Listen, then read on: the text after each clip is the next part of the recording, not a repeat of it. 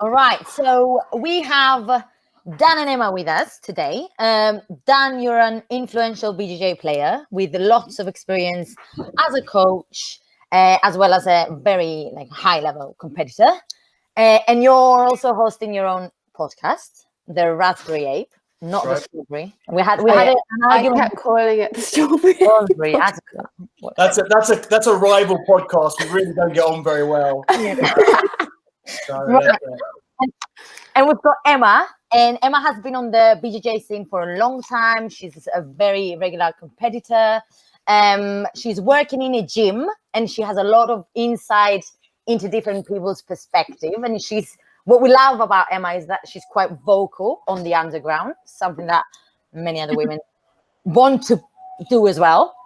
So, Shanti, tell us what we want with this interview today. Well, we want to bring you guys together to discuss an issue in the BJJ community that has exploded really in the last week.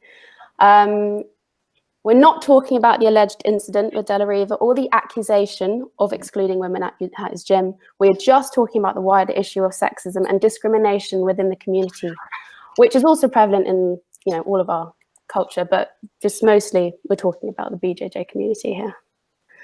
And the first thing, what do you think about, when guys do you think guys actually mean it when they comment and they say the idea that women are a liability or placing themselves in inappropriate positions? Or is that just a wind up? Because I find that really hard to believe that is an opinion.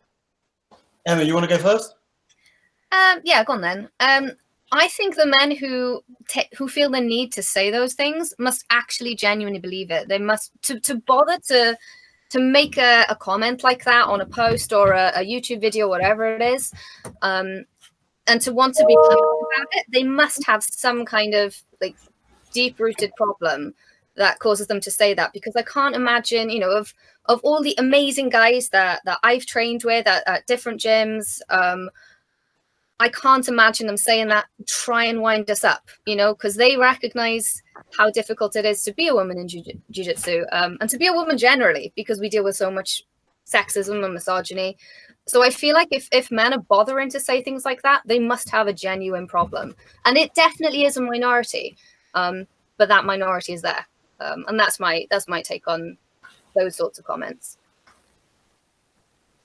Yeah, okay. I think I agree with Emma for the most part there. I think that's true for anyone who sort of is quite hateful online. We live in a society which is quite unique over human history, where you have the ability to project your negativity to random people that you've never met, that you'll never meet, sometimes without having to even show who you are, being completely anonymous. And this is obviously something that obviously we're talking about that when it comes to women in jiu-jitsu, but there are the same sort of mindset and mentality, I think, when people are negative or hateful towards strangers in general. I think a lot of the time it does come from a insecurity or a feeling that they have. I've had I've been in this sport for a long time, and over the years I've had plenty of haters, and some that I still don't know who they are, and they hide themselves in the shadows very well. And I've had other ones that I've engaged with, people who would come out and literally just call me names for no reason, and then I just engage with them, and then they're like, and you see this a lot of the time, someone will say something really nasty, and then you engage with them, and then they go, you know what, I don't know why I said that, and I actually kind of immediately take that back and actually end up apologizing or being nice. Now, that isn't the case for everyone. I think the internet is a really difficult and awkward place like that, where people can just say something because they had a bad day, or they got shouted out at work and they're frustrated, or whatever happened. People can come on and they can spread negativity. So I think that there's a group like that who say things, it might not be to wind them up, but almost cathartic for people to be hateful to other people, because that projects the negativity that they have of themselves. But specifically talking about the sort of comments that we're talking about when it comes to women in jiu-jitsu, I think that highlights an underlying mentality that the number of people think that it's okay to say these things. I think some people are kind of winding people up. I think like, oh, what are they doing out the kitchen? Or, you know, I'd like to put my third hook in. These sort of stuff. I've never heard that. Oh, yeah. You're good that you're not on the internet as much as me. I've been around for a long time. I'm pretty sure people said that about me. But that Kyra Gracie photo, I felt like what it was like to be objectified a little bit there. But those sort of comments, they're not deeply negative, but they sort of highlight a general indifference to the sort of stuff that women have to deal with. And I think for a guy, especially, you know, like if we go to like the stereotypical, what would be me actually, which is like a straight white male who's never had to really deal with any real stereotypes, negative stereotypes or anything like that because of who I was born as, they don't understand the impact that, you know, making jokes like that or being you know, allowing other people to get away with stuff like that. They don't really understand that the sort of overarching damage that can do to people of minorities, like, well, not minorities, but people like women who in jiu-jitsu is a minority as well. Mm-hmm. So, yeah. There's a huge, I was gonna say, there's a huge thing about, you know, like, it's a subtle thing when you're constantly being, oh, you know, you're throwing like a girl, or, you know, I mean, now there's that, you know, that competition, Fight Like a Girl, which is really great, and it's like, you know, it's a really positive take on it. But there's like the way that language is often said as well. It's like, oh, you're really strong for a girl or something. All of that underlying stuff, which is not meant to be negative or, you know, patronizing, but it does kind of seed, like, you know, sow those seeds of it, which is, you kind of notice around as well. Yeah, I've seen I've seen a reply that Fionn just posted on a video of on an interview on a guy, like no name, said, well, BJJ is a male space. The ratio of women to men to women is 95-5, and I find women mostly liability. You're placing yourself, in my position, in my opinion, completely in inappropriate positions, exactly what you don't want to do as a man in today's society, with false rape accusations. White Western women are entitled and think they deserve everything they demand. Have your own separated classes, please, and leave us alone. I was like, what? What is that? Yeah, well, I think that is a good example of something that is obviously something that someone genuinely believes in and is trying to convince other people for whatever reason that is the way that things should be. And I think that is the sort of stuff which is which when even a very small but loud minority of men who train believe that can have a really big and very harmful impact to women in the sport. And I think if you damage the inclusiveness of women in jiu-jitsu, you can only be damaging the sport as a whole. Dan, do you ever call it out? So if something like that comes in your attention, and Emma as well, but Dan, you're a man. What do you do? Yeah, so it's one of those things where I've been coaching for I was coaching for 12 years before I stopped at the end of last year. So I spent a very long time coaching from the age of 16 up until I was the age I am now, which is much older than that. Over the time, I think one of the things is awareness. It's a big thing for a man, and I think obviously I have a very different perspective that all of you girls are going to have, because you live this, whereas I have to learn about this, and this is the big difference.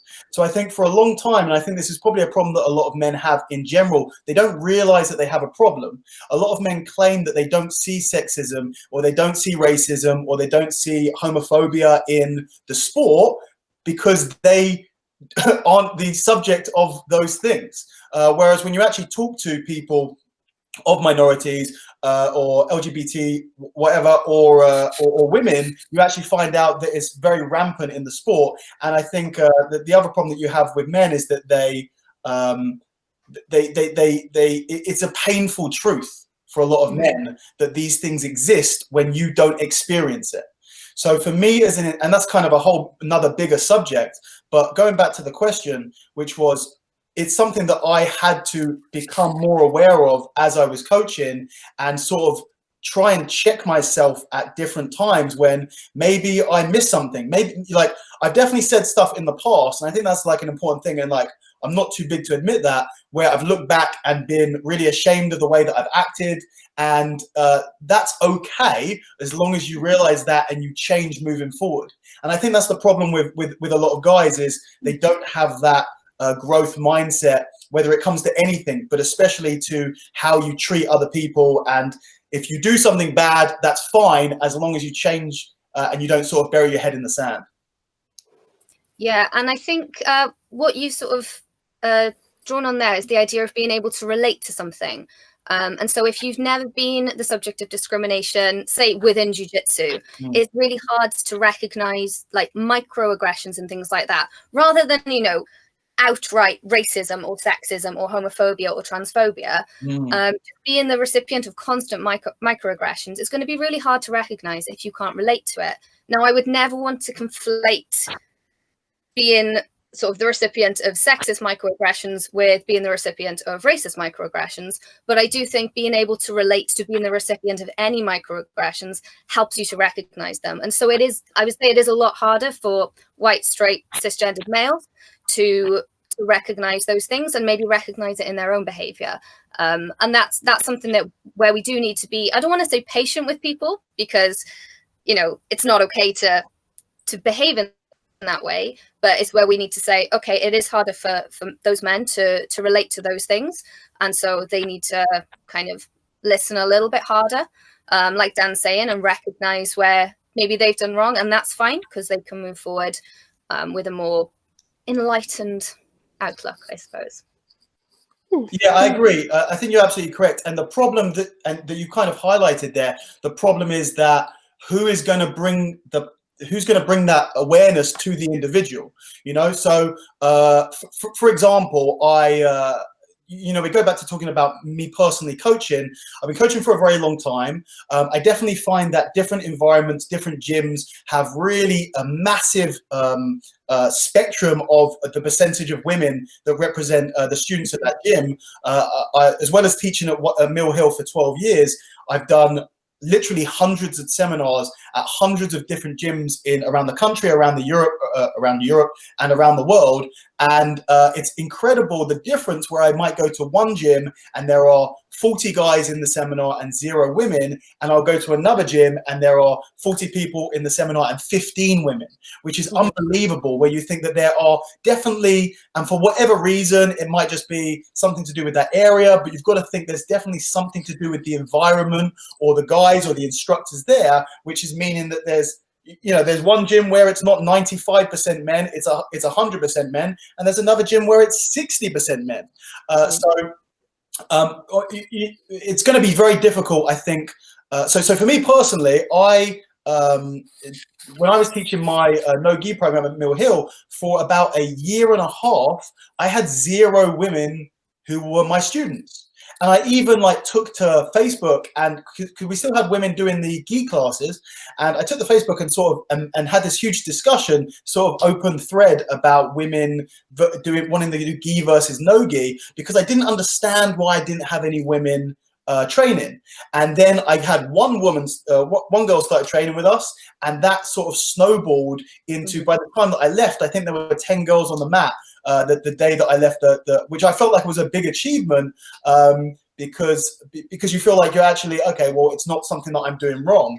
But I think the problem is getting that first girl in and then being able to say, look, this guy's saying this about me, could you have a word? Or I feel uncomfortable here.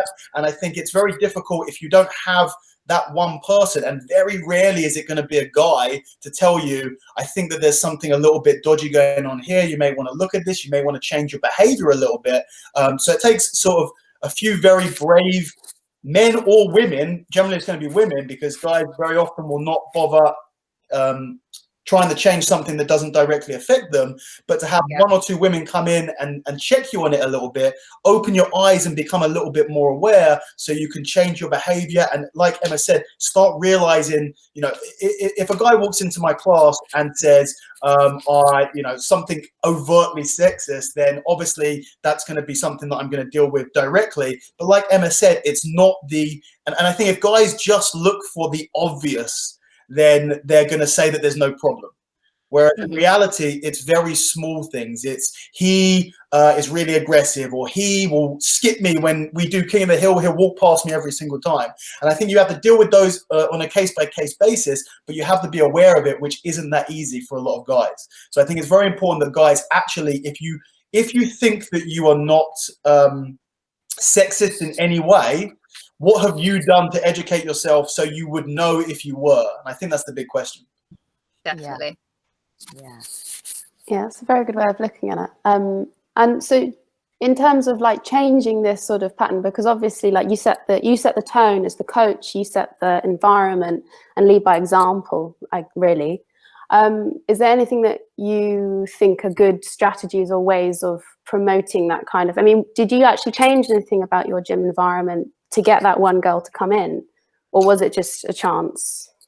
Yeah, it was a chance, and I think once I got that, I tried to nurture the individual, because she was pretty much by herself with some guys who were super supportive and some guys who were maybe not as supportive, and trying to maintain a good communication with the individual.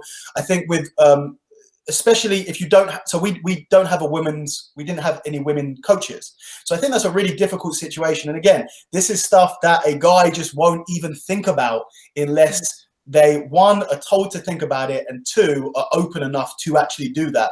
They won't even think about how difficult it is for a woman student to talk to a male instructor about something that wouldn't necessarily make sense to them.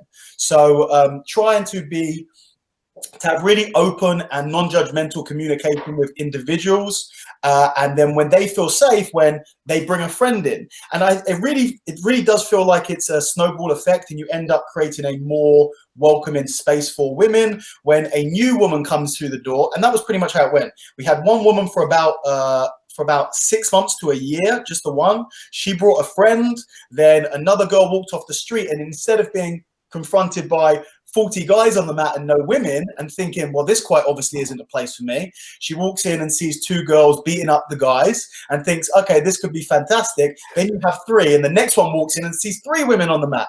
And then it gets to a stage where women can walk in and they have a huge selection of other girls to train with, and they feel like there's a more inclusive environment for them.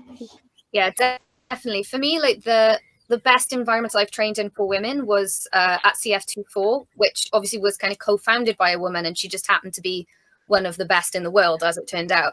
But that was how it happened there. You know, it started just with her and a couple of other girls. I was still at Carlson's at the time. It was before I moved back to Cardiff. And by the time I got there, she had this incredible group of white belt girls, lots of them approaching blue belt. And every time a woman came to try a class, be it the women's program or to come into the mixed class, the girls would like grab her and like shower her with love and encouragement. And it was just this incredible way to develop a ridiculously high percentage of women within the club. You know, we had so many classes where there would be more women on the mat than men's in the mixed classes, which was amazing. But the other thing that it did, and I think this is largely down to Fionn being who she is as well, you know, even before she was like a really big name, just her being as good as she was, a lot of the guys that came in would have that sort of aggression and dismissal of women stamped out with them on day one, because they'd roll with Fionn and they'd be like, I am humble, I respect jiu-jitsu, I respect women. And it really did create this incredible atmosphere and this really wonderful training environment where I never felt patronized. I never felt like guys were going too hard on me, which happens in the majority of gyms I've trained in through nobody's fault, to be honest. But it really did kind of set the tone for how training should be for women. And it was incredibly productive for that time that I was there. How do we make this safe environment for a woman to be comfortable to come to the instructor and say, you know what, there's a guy that goes ham and I feel that I'm going to get injured? Because there's a barrier into having a problem and then vocalizing it or saying it to, I mean, it could be a problem with the higher belt. So how do you get a woman to actually say what she wants to say? Emma, what do you think? I think this one's really tricky. Something that I don't necessarily agree with, and this might be a little bit controversial, is the idea of the enforcer that people talk about in gyms, when, like, if someone's gone super hard on me and the instructor sees it and I'm like, oh my God, rather than speaking to that guy, which I think would be a reasonable thing to do, the instructor then, or any higher grade or any big guy, goes and smashes that guy as like punishment. And I think for a lot of men, that doesn't teach them that actually that was an inappropriate way to roll with a 52-kilo woman. It teaches them that, yeah, if someone's not as good as you, you go really hard on them. So I'm not a big fan of the enforcer. And I definitely think communication is more important, which doesn't answer the question, because it was about how do we get women to actually address it? And I don't know the answer to that. I find that really difficult. Like, I will very happily tell my instructors, but then, you know, I work at the gym. I know my instructors really well. I feel really safe with them, and I completely trust that they will do the right thing, because that has been my experience of them. But in other gyms and with other girls who are, you know, maybe newer to the sport, I don't know how we can set it up that they feel really confident to speak to the instructor and know that the right thing will come about because of it. That's a really difficult one. Dan? Yeah, I think, Emma, it's interesting what you say about the enforcer. Like, even like it completely makes sense. But me, as someone who's been doing jiu-jitsu, it's so ingrained into the culture that you punish people. Yeah, Genuinely, if girl, I'd go in and beat them up. So I totally get it. Yeah, and it's one of the beautiful things about jiu-jitsu is that you can dish out punishment, but at the same time, what are you actually achieving when you do that? That's the question. Yeah, and I also think that you're spot on when you say the only way to deal with this is through communication. So then you go from something where you're looking for a very simple answer, and you start talking about, this is an answer that's going to you're going to have to factor in human nature and very complex social interactions. I think what Emma was saying before about CF24 and Fion as an instructor, and the difference that makes, that top-down difference for having a woman, is something that I've always found to be absolutely accurate in the very few gyms, and it's we live in a really great time, because the number of not just black belt ladies that we have, which we have so many now, it's fantastic, but high grades who are competing internationally, who are incredibly technical. And you know, I'll take this to say that the work that you guys are doing with women who fight to sort of promote that and help that and get more women in the sport is fantastic. So I think we are going to start seeing more women as instructor roles. I think when you have a woman as an instructor role, instantly you're going to be breaking down a communication barrier, which is the problem, is how do you get that in the first place? You know, which goes back to something that sort of the question that you asked before. I think that it's important for all instructors to, and this is why I've always hated the over formalized structure, sort of hierarchical structure. You call me professor, you bow, you know, you've got to look at me as someone above you. I've always thought that was, I personally feel like that mentality comes from a place of insecurity with the instructor.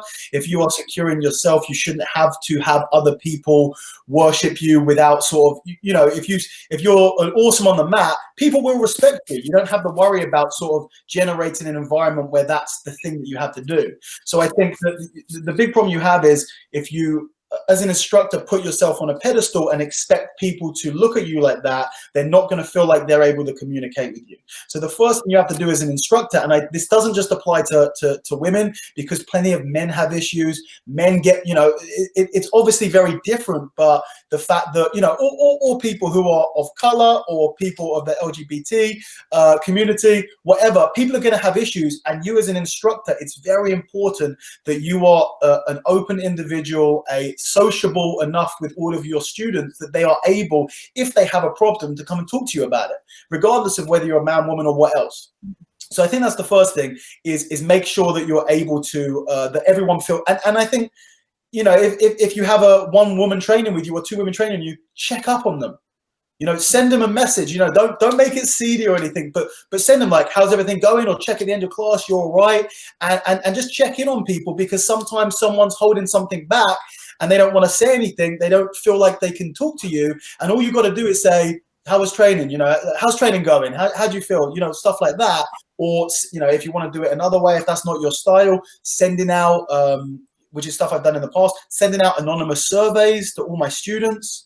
You know, this is something that that I have done in the past, and it's very important that it's anonymous. Send them out. You can send whatever back. No one's going to tell you. And if they have problems, you know, I feel like there isn't inclusivity or whatever like that, then that's another way if you don't feel like directly approaching individuals. And then if you do have many women, in the same way that a woman who's a head instructor is going to have such a profound effect, when you don't have a woman who's an instructor, the highest grade woman still takes that role.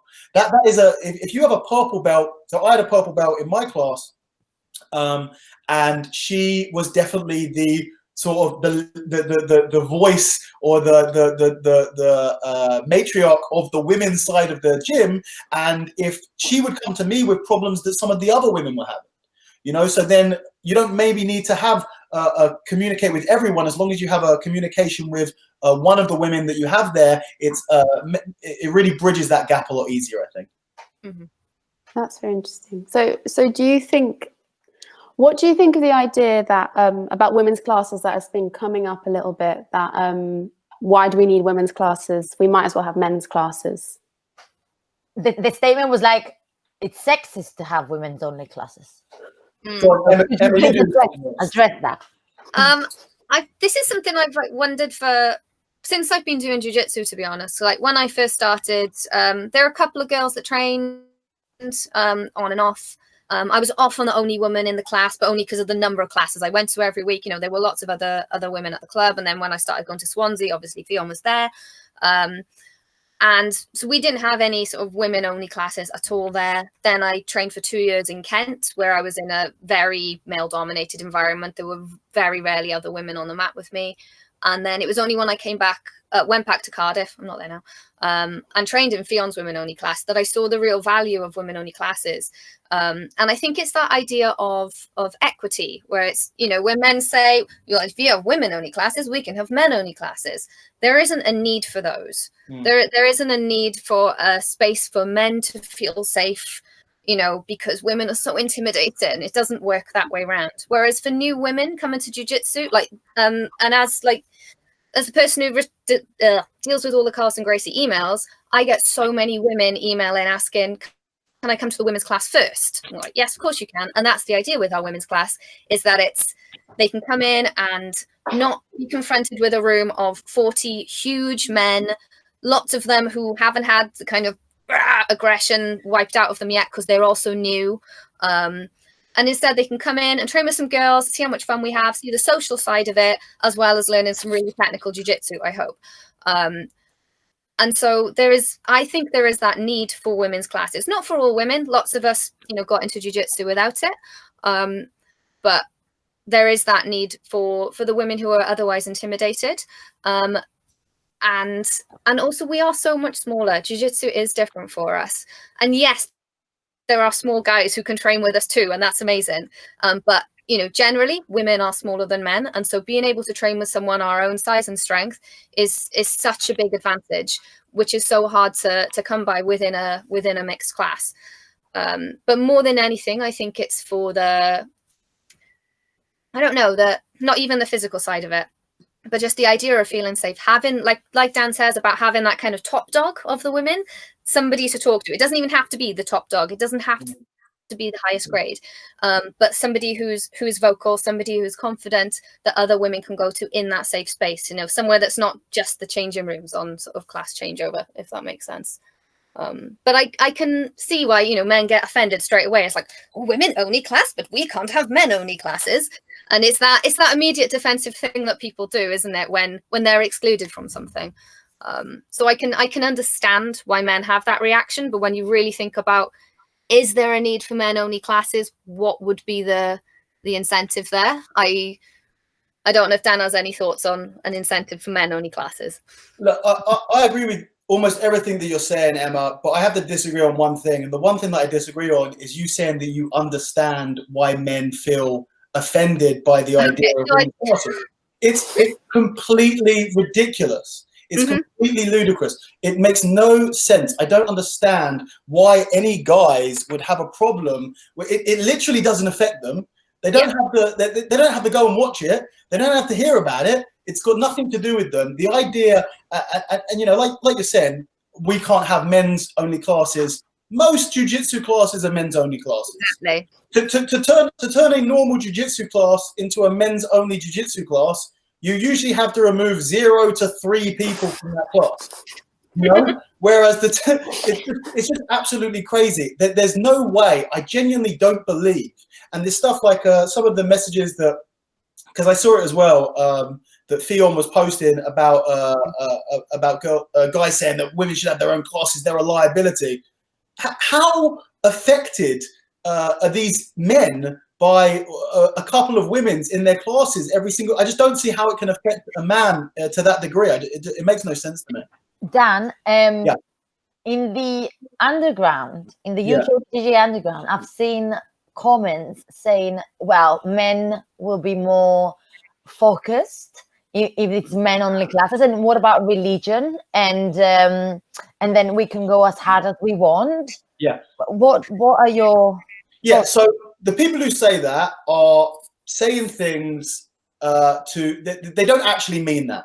They don't actually care about that. There are, look, I train at a gym that is a Islamic gym. I train my wrestling there occasionally. They don't, because, you know, almost everyone who trains there follows Islam closely, and they don't have mixed classes. They have women's classes, they have men's classes. The people who are on the underground talking about, but what about religion, or we're going to get distracted, they're just saying that because they're things that they can say. They don't actually mean those things. We're going to get distracted by having women in the classes. I can't believe that some adults feel this way, that they can't walk through life without feeling that they can't act themselves around women, or they're going to get distracted by a woman on the other side of the room training with a completely different person. All of these things, to me, genuinely, it just seems like arguing for the sake of arguing, or being very, very ignorant, and not really having a very open-minded worldview in general. It's very confusing, genuinely. I do think that it's a too great a minority. But yeah, I do think it's a minority, but it's too much anyway. Have you ever encountered an issue of sexual harassment in your, like, have you seen it anywhere so far? Apart from the big issues that we've been exposed to lately, are you aware that this is happening? You know, I think with this, you do have to split it into different things. You have the small sort of the very small stuff, which isn't an issue and of itself, but it's something that's there and you need to be aware of. There's stuff that you need to actually pay attention to and perhaps do something about. And then there's stuff that is, you know, completely awful and terrible stuff, borderline on criminal. And I've been in the sport for a very long time, and I have seen most and heard of all of these different situations many times over. Sometimes it's very, very awkward. You know, I've had women come and say that they felt like someone was being inappropriate to them on the mat, which is a serious allegation. And in those situations, me as an instructor, and still to this day, like, I'll never say that what I do is correct, because I don't know. You know, you just try and do what you can, and then you've got to try and, you know, was that the right thing? And you've got to kind of sort of always assess whether what you're doing is correct. And definitely in the past, I've done stuff, oh, well, you know, maybe you misinterpreted it, maybe it's not. And then I look back and go, you know, maybe I should have acted a little bit differently, and then try and the next time that happens, actually act in that different way. sort of what we were saying at the beginning. But yeah, I've heard stuff, and again, by having communication with women in my classes, they've brought up issues. A lot of the time it's, don't let these people train together again, keep an eye on him if he's doing something, keep an eye when he's rolling with her, make sure that I'm seeing what she's seeing if that's the case. Yeah, it's a very awkward, and it's a very difficult situation, because you're always dealing with something that has many sides, but you have to be aware, and you have to assess that you're doing the right thing at all times, I think. Yeah, if I can jump in there as well, talking about almost categorizing things, there's, you know, so many different levels of sexual harassment, assault.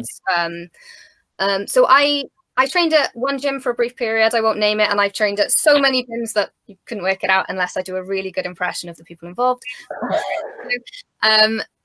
And I remember I went to an open mat before, and I arranged to go with one of the smaller guys, because generally at this open mat, people didn't put the timer on and just do rounds. It would be people go in to drill with specific people. So I arranged to go with one of my teammates. And when I got there, the guy on reception was like, "Ooh!" I was like, "What?" And he was like, "Oh, I didn't know you and Tommy were." And I was like, "Yeah, we're going to do some judo. We're coming to drill judo." And he was like, "Oh, judo, is it?" And I absolutely snapped at him, because I was like, "Do you know what? I'm the only woman that trains at the gym at the moment, and there is nobody I could agree to meet up with who you wouldn't make some comment about."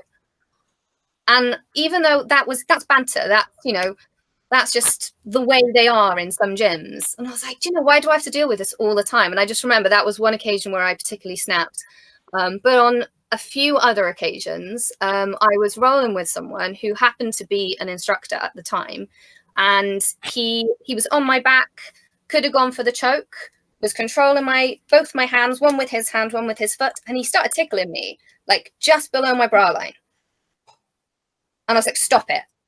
And he was like, "Oh, you like that? Do you like that?" And he carried on. And I genuinely felt violated. And I was like, "If you do that again, I will walk out of this gym." And he did. So I walked out. I stormed out of the gym. And then when I came back, loads of the guys there joked about it. They're like, "Ooh, don't tickle her." I was like, to me, that's not banter. That's not playful. That is violation. And yes, I became the butt of jokes for a long time at that gym. And still, that man still makes jokes about it to this day, and that was years ago, about tickling, and "Oh, she gets really stroppy if you tickle her." And to me, like, where does that stop? Where does that sort of sliding scale of banter and lavishness stop? That you will do things like that. That's not in a contract. When you do jiu-jitsu, you say, okay, you stop at the tap, and that includes a verbal tap. So if I ask you to stop, and if I ask you to stop unwanted touching in a roll, you stop, but he didn't. And another person actually did that to me at that gym. And when I had a go at him, he was mortified. And every time he sees me now, he apologizes for it, because it was obviously the culture at that gym. And he didn't realize how awful it was to do something like that. And I've had such different reactions when I've told different people about it. Some of them are like, "It's tickling. What's the big deal?" See, to me, it's just pure violation. And I see that as sexual assault. Yeah, and when women are vocal about it, I see reactions like, "Oh, she was looking for it," or Yeah. you know, her character is a bit too inviting, or stuff that. Is this your reply? I mean, it seems like it's up to the woman to change their behavior. It's the woman's fault that she was attacked. It's the woman's fault that she was wearing a low cut top, and so she was asking for it, instead of it actually being, "Oh wait, that guy was out of line, that guy." And that's not like a woman versus man. That's a cultural problem that we seem to be dealing with, that women are taught that that's kind of okay, and to challenge it is, you know, we don't know what's going to happen. You might tell the wrong person. It might get a bad reaction. You might get teased instead of it taken seriously. And the guy is taught that actually that's kind of fine. And, you know, women, when they say no, they probably don't mean it. I mean, what do you think of that idea? You want some chasing. Can I just say, I think it's a good point. And I think the thing with this, obviously, look, for me, on having this discussion with you girls, I can't relate to any of this stuff. And that's important to understand. Yeah. Because I, like when I'm sure the majority of women, the majority of people that are going to watch this are going to be women. And there's not much that I can bring to the table for them, you know, because you girls are doing a fantastic job. What I would try and do in this, you know, through this interview is hopefully a few guys listen to this and it opens their mind up a little bit to see the reality that some of these women go through. And I think when you're talking about this and what Emma's talking about in the situation that she went through, which is men believe that if the intention was pure, it's okay. Okay? This is the difference. It's as long as the intention was okay, it was just a joke, it was just tiggling, it's just banter. They believe that if the intention's okay, it could never be taken wrong. And if you take that wrong, that's your fault for misinterpreting my intention. Where of course that's backwards, right? It's the result, it's the outcome that actually is what is the end result of that interaction. It doesn't matter. It's what has your intention, may be good-hearted, it may be jovial, but has it been taken that way? And if it hasn't, you have to understand that, accept that, apologize, and be aware of that in the future. And I think that's the important thing. Yeah, absolutely. And I think it's so important though that it's is like every, you know, this is us discussing it with all, you know, all of us here, because it's up to all of us to change this and up to everyone to sort of see any discrimination and anything that we can do and be allies and, you know, for whatever, you know, whatever we can do and see something wrong and, you know, talk about it, because so much of it is taboo or not, you know, it's under the carpet, or, you know, just don't worry about it. You know, it's the price you pay, or it's one of the lesser things to worry about.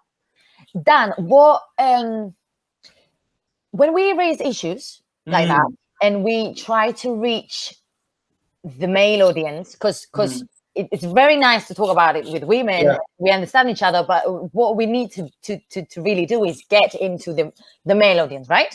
Yeah. So when we do that, and the response is, "Oh, this is some fourth wave feminist thing." What is your take on that? Where do you stand? Please? Okay, so for me, this is something that is. I'll kind of take you through a bit of a journey that I went through, which was probably about a year or two old. And it was, even though I felt that, one of the things with me is that I've always had a lot of female, or for a very long time, especially through jiu-jitsu, I've had a lot of female friends, and a lot of, even if they weren't my students or training partners, I've been very close with a lot of, in purely platonic ways, and very friendly with a lot of women in the sport. So you can follow them and you can see how powerful women can be, and you respect them, and you get past that superficialness. Even despite all of that, so I felt that I was fair. I felt that I was egalitarian.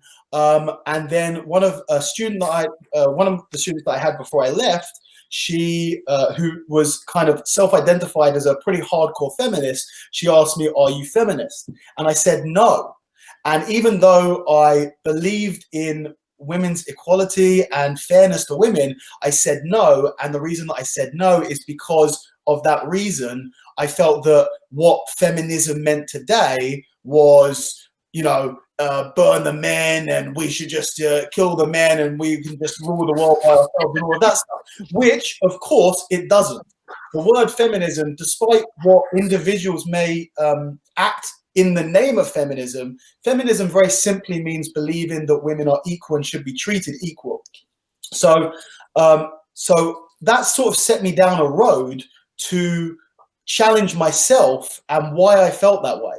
So the student in question gave me some books and podcasts to listen to and read, and I read these books, and it really, and after reading the books, I could come out and say, I consider myself a feminist, because it's just a very simple descriptive word. And the whole time I felt a very instinctive reaction to a lot of the stuff that I'd listened to or read, which is, and I can tell you because this was not me long ago. This was me a year ago or 2 years ago, which was when a woman came with a problem, just like you're saying, they felt, oh, this is just some feminist crap. I felt like I was, as a male, was being attacked. Mm-hmm. Yeah? And this is the big thing. And I read an entire book, which is a really good book, that helped me reframe everything. But I felt that anytime they were talking about the patriarchy, or they were talking about male privilege or anything like that, I instantly wanted to push away. Yeah. Because I felt like I was being attacked as an individual because of who I was as a man. And once you realize that you are not being attacked, then you can actually get past that. It's such and I can tell you it's a strong block because I have had that block. It is such a strong block that you have where you feel defensive. And when you feel defensive, you get rid of it. You push back. You realize that when women are coming with these issues, they're not attacking you. When women talk about the patriarchy, it's not about you. It's about the whole system as a whole. Once you get past that, then you can actually understand it and you can agree with it and say, yeah, you know what, that's completely out of order. Yes, that is complete abuse and that's horrible. And you can feel like you can talk about it from both sides and understand it in a way that's very difficult if you still have that guard up. And that's the challenge for a lot of men, which is to, and because you've got to make a commitment to breaking down that defensive wall so you can listen to what women say and actually hear them instead of getting your fist up straight away. Mm-hmm. So whose job is that to get rid of that wall? Us as passionate, you know, female jiu-jitsu people, or each individual? It's down. You cannot force me to understand something, right? Mm. You can only help me understand that, and that's up to how willing am I to receive your help to understand that. So if you feel like you are a good guy, if you feel like you're a good guy and you feel like you're, especially if you think, I believe in women's rights and equality, but I don't consider myself a feminist. If that's you, then you should find some literature about women's rights, about true equality in society, about feminism, and educate yourself and realize, are you who you think you are? Are you acting in a way that you believe that you are acting? That's the easy bit. That's if you think you're a good guy and you consider yourself that you're not misogynistic, basically. If you're like in the middle, then you've got to, then it's not too hard for that to happen, but you've got to do it. The hard part is getting the people who are misogynistic, who are sexist, who don't believe in equality, who are completely anti-feminism. Those are going to be the very difficult people. And I think for that reason, it's very difficult for you girls to get through to them. Yeah. So it's more of a job of other guys who are more in the middle there to help push that and to sort of bring down those walls and bring down those barriers, which is one of the reasons why I wanted to do this interview with you. Yeah. Yeah, like I've seen that sort of journey that you've gone through over the last few years as well, like just on conversations that we've had, conversations I've heard you have, and it's been so good to see someone go through that journey in such an open way. And like you say, you're never too big to say, okay, the way I maybe thought about this before wasn't quite right.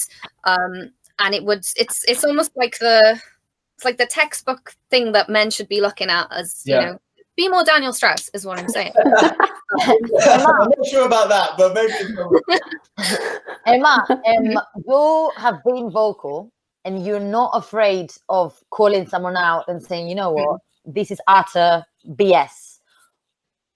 Tell me, is that working? Do you think it's waste of your time? What would tell me?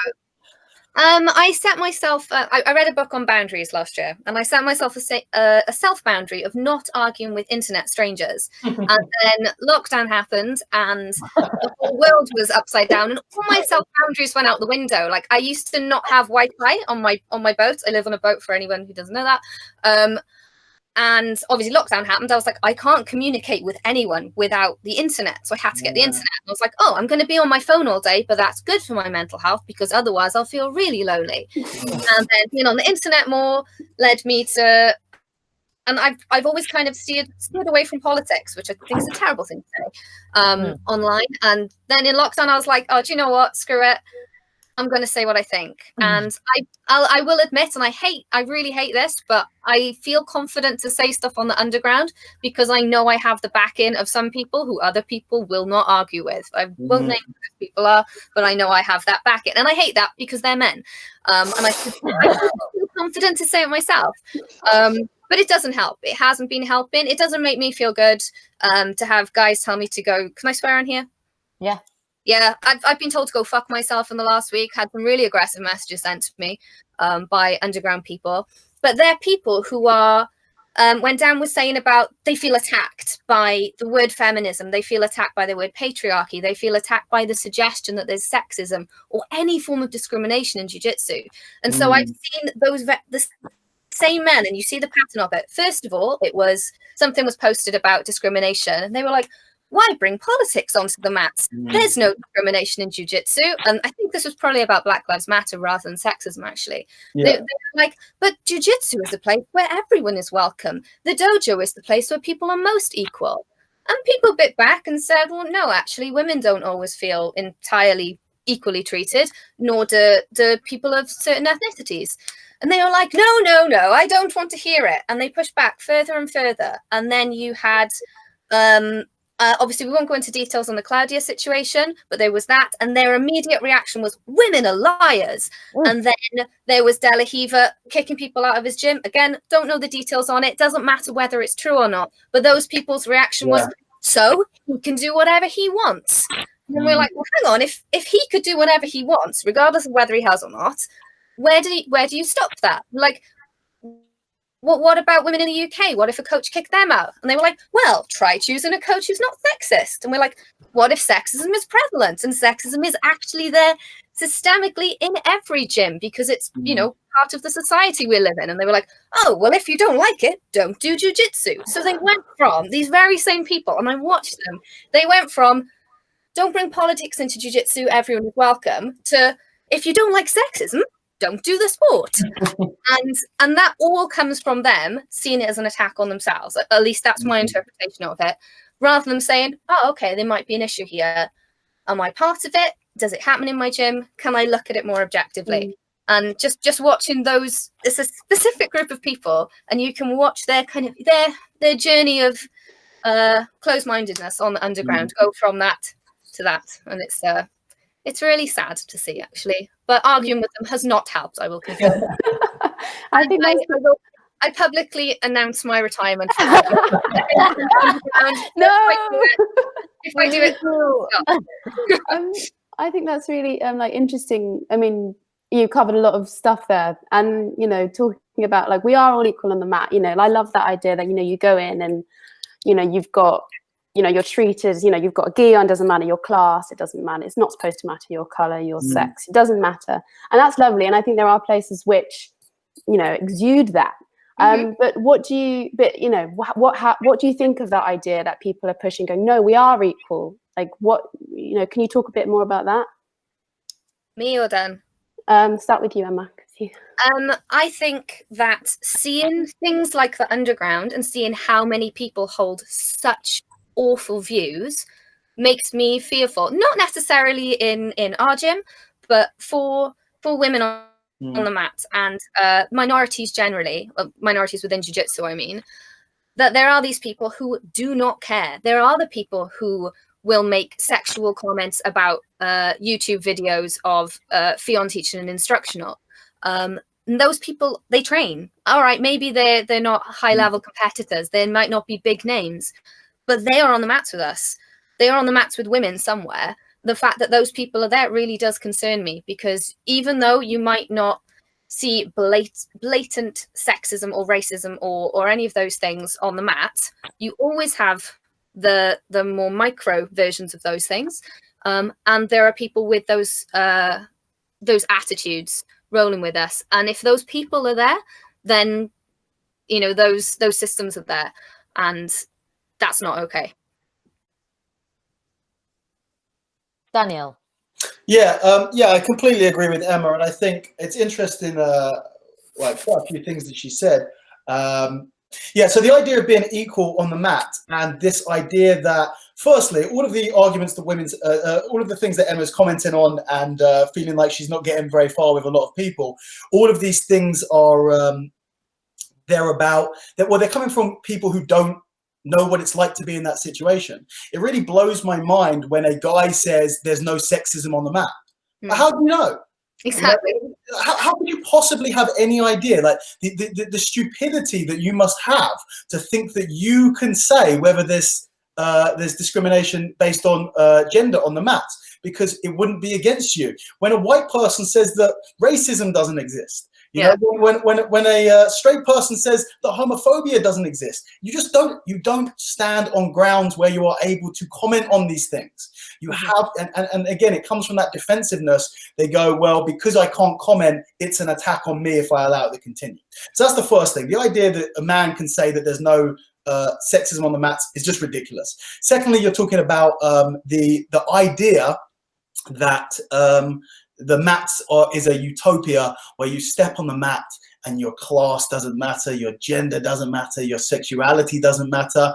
This is a dream. It does not exist. This is ridiculous to say. We are humans with many complex flaws and many complex issues.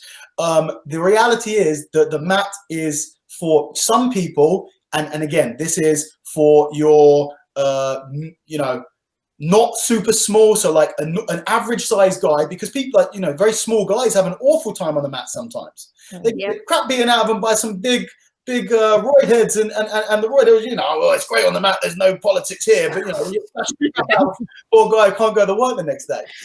So you have someone who is an average size dude, white guy, a straight guy on the mats, and because he's not subjected to any issues on the mats, his view is that it's a perfect place. Nobody here knows that I'm a loser. Nobody here tells me what to do. Whatever, my partner doesn't shout at me here, and they believe, because they're not affected by anything, that it must be the same for everyone. And that's the problem. It's not going to be the same for everyone. And the reason it's not going to be the same for everyone, for most people, is because of that individual. Because that individual says or thinks that it is already perfect, he will not welcome any change because it's already perfect. And ironically, because he's not able to welcome any change, there won't be any change to making it a lot better than it already is.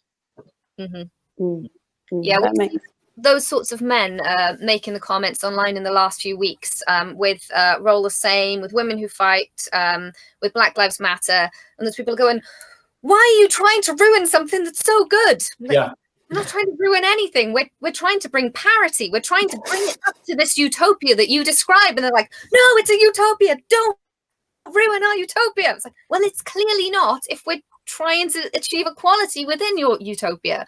And it's really comical to me to see those men saying those things as if somehow striving to make it more pleasant for women in jiu-jitsu would ruin it for men. I cannot comprehend the logic there. Like, what do they think will happen if we do things to make life more pleasant for women on the mats? I really don't know. That's it. It's like a lot of guys seem to think, and I think that's it. I think we're really like getting somewhere with this. We're starting to get into the heads of these people. Why are they writing these things on Facebook? We're starting to get there.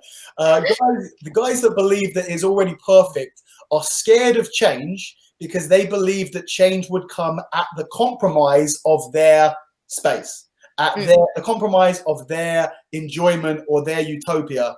And the reality is, no one is trying to take anything from you. We are just trying to give what you have to people who don't yet have it. Exactly. Yeah. It's equality, isn't it? That's what we're after. Yeah. Cool. Well, I think we've covered most of the things. Is there anything that you guys would want to talk about or share that we haven't already gone over? I think we hit all my favorite things today. Okay. Oh, that's good. I want to make sure everyone uses good grammar online. That's the other thing. Please learn to use apostrophes and commas. Get Grammarly. I'll do it for you. Or employ Emma. No, I just want to say I think that you guys are doing great work with the site and the social media stuff that you guys are doing. Just keep it up. Oh, thanks, Dan. Thank you Means so a much. lot. Cheers. All right. Well, thank you so much for joining us. It's been a really great hour. Yeah, great. Absolute pleasure. Thanks for having me on. Yeah, cool. Good luck with your haircut. Thank you very much. I know I do. It's a very sensitive subject for me a lot of the time. So fingers crossed. And enjoy Flowers. Yeah, absolutely. And more importantly, enjoy Flowers. No, the haircut is more important. All right, guys. Great. Thank Have a you. lovely evening. See you go. Take care. Bye. Bye.